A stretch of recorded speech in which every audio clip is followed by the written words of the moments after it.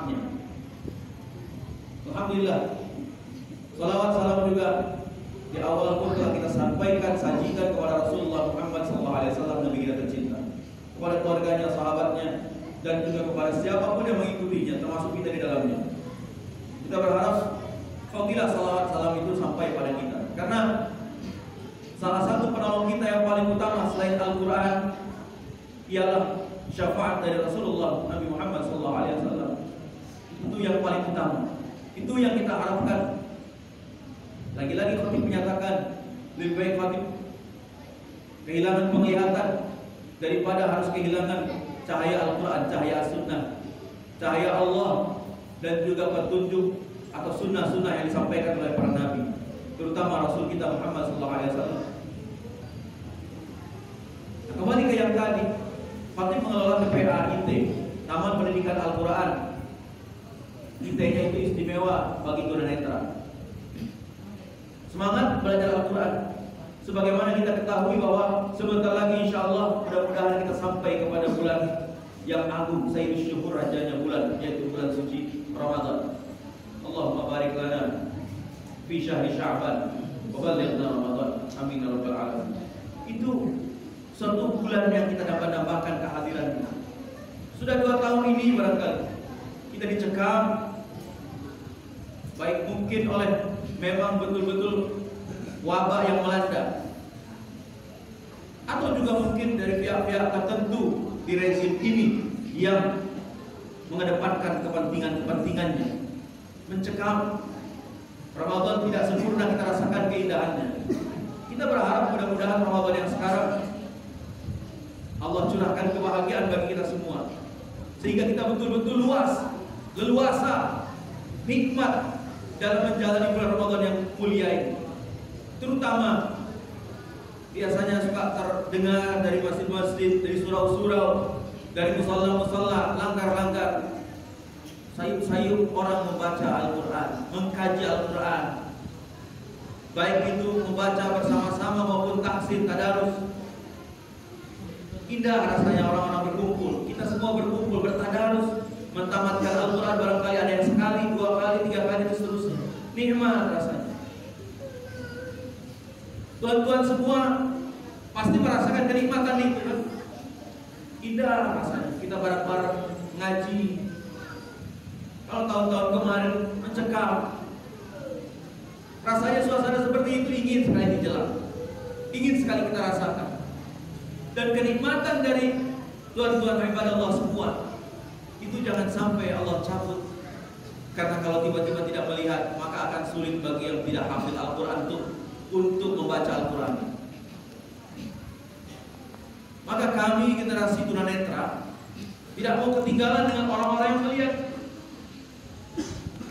Tadi alhamdulillah Bapak DKM kita yang terhormat Bapak Nasibi begitu menerima dengan hangat atas kehadiran saya selaku khatib.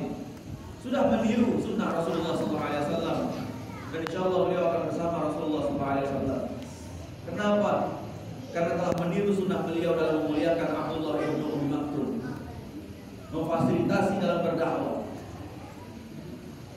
Dan kami membina TPA anak-anak kecil dari kalangan tunanetra.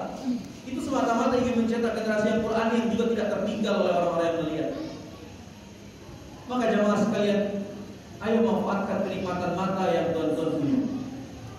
Untuk apa? Lebih giat lagi dalam mengkaji Al-Quran. Bukan hanya sekedar kulitnya, bukan hanya bacaannya, tapi juga bau kebalahannya atau isinya. Pembedahan Al-Quran ini mesti kita gali secara mendalam. Jangankan orang yang membaca Al-Quran, orang yang hafil sekalipun belum tentu selamat dari dosa, belum tentu akhlaknya benar. Kenapa? Karena Al-Quran baru sampai di hafalannya saja. Letakkan Al-Quran ini di dalam hati. Letakkan Al-Quran ini menemani segenap gerak langkah kita. Sekarang bagaimana kita mau mengetahui isinya, sedangkan kita hanya sekedar membacanya saja.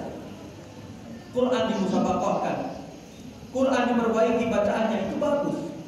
Tapi ada yang lebih bagus lagi yang memang tidak boleh kita tinggalkan, yaitu wajibnya menghafalkan Al-Quran. Tentu harus mendalami itu. Inilah jemaah sekalian, karena bulan Ramadan ini nanti nanti adalah bulan di mana syahrul Ramadan alladzi unzila fihi al-Qur'an. Bulan Ramadan itu adalah bulan yang mana diturunkannya Al-Qur'an. Mohon maaf, kalau Al-Qur'an ini diturunkan hanya sekedar untuk dibaca-baca, apa bedanya Al-Qur'an dengan mantra-mantra? Kalau Al-Qur'an ini sekedar diturunkan hanya sekedar untuk dibaca-baca, apa bedanya mungkin dengan surat kabar biasa? Dinyanyikan, didendangkan dengan berbagai macam lagu, nagom dan sebagainya. Tapi Al-Quran ini lebih tinggi dari itu semua. Kenapa demikian? Karena Al-Quran ini fungsinya hudan linnas, petunjuk bagi segenap umat manusia. Wa bayyinatin minal huda, dan sebagai pemberi keterangan bahwa bukti petunjuk itu betul-betul ada. Wal furqan, sebagai pemisah antara yang hak dan yang batil. Dengan kaji Al-Quran, kita ini jadi tahu, oh kalau ghibah ini haram, tidak boleh, dosa. Kita jadi paham, oh kalau menatap yang bukan haknya ini haram, tidak boleh, dosa. Kita jadi tahu dengan Al-Quran ini yang paling utama, Tuhan kita yang maha tunggal, satu-satunya hanya Allah Subhanahu wa ta'ala.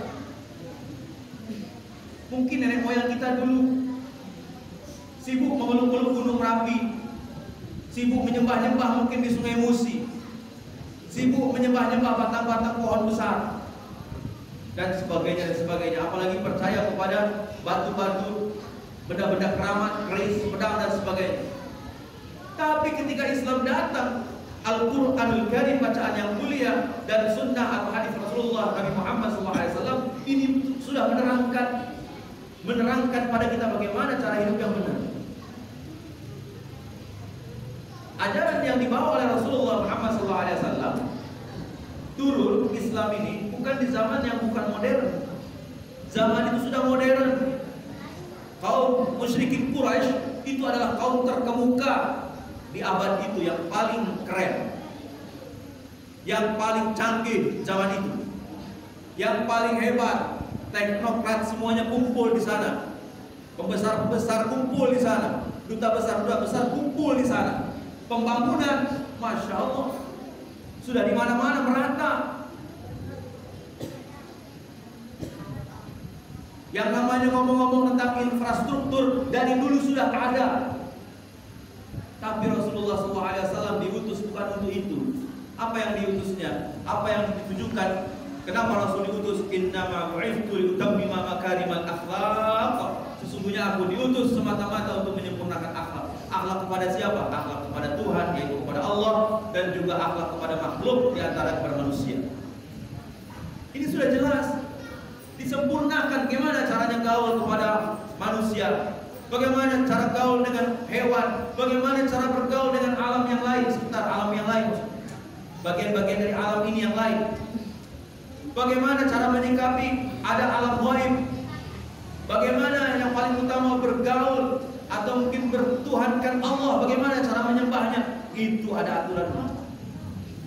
Semua ada aturan. Cara memimpin gaya Islam bagaimana, cara menjadi panglima gaya Islam bagaimana, cara menjadi hakim gaya Islam bagaimana. Dan Islam turun semata-mata adalah dinyatakan dalam surah Al-Maidah ayat ketiga sebagai surah atau ayat yang terakhir turun. A'udzu billahi minasyaitonir rajim. Al-yawma akmaltu lakum dinakum wa atmamtu 'alaikum ni'mati wa raditu lakum al-Islam dinan. Pada hari ini telah aku sempurnakan agamaku bagimu,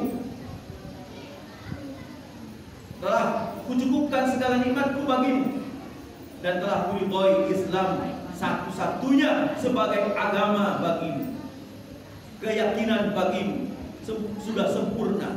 Islam ini ngatur diri sendiri, ngatur keluarga, ngatur masyarakat, ngatur kampung, ngatur provinsi, ngatur negara, bahkan ngatur dunia. Itu ada semua aturannya dalam Islam yang dibawa oleh baginda Rasulullah Muhammad SAW. Ini sudah jelas. Jadi apalagi yang kurang? Sudah waktunya kita kembali pada Islam. Sudah waktunya segala macam perundang-undangan boleh ada di negeri ini. Apalagi Undang-Undang Dasar 1945 dan Pancasila, itu ada, mesti ada. tapi dinaungi oleh ayat-ayat suci, yaitu Al-Quranul Karim, dan juga dijelaskan oleh hadis-hadis Nabi. Semoga dengan uraian yang boleh dikata singkat ini, Khatib ingin agak lama sebetulnya menyampaikan sesuatu. Namun ini karena momentumnya adalah ibadah Jumat, maka agak singkat. Mudah-mudahan ke depan Pak Nasidi dan juga jemaah Masjid Baitul Iman, rumahnya orang-orang beriman, itu semua insya Allah dapat kembali bekerja sama lagi dengan dai dari kalangan tunanetra, dengan ustaz dari kalangan tunanetra seperti Abi Hilman ini. Bisa sih tidak sebetulnya, karena wa utitu minal ilmi illa qalila. Tidaklah kamu diberi ilmu kecuali hanya sedikit saja oleh Allah. Ana lastu bi khairikum. Saya Abi Hilman ini bukan orang terbaik, tapi belajar untuk berusaha menjadi baik. Saya bukan orang soleh, tapi belajar berusaha untuk menjadi soleh. Apa artinya ini? Seorang yang ahma, seorang yang tunanetra, hanya punya semangat, namun kalau berbuat tetap masih harus dibimbing oleh jemaah sekalian. Ilmu kurang, tidak banyak, namun punya secercah harapan bahwa Abi Hilman dan generasi tunanetra insya Allah akan melangkah bersama dalam berdakwah untuk tegaknya syariat Allah, khususnya di tanah tercinta Indonesia. Barakallahu li wa lakum bil Qur'anil azim wa nafa'ani wa iyyakum bima fihi minal ayati wa dzikril hakim wa taqabbala minni wa minkum tilawatahu innahu huwas samiul alim.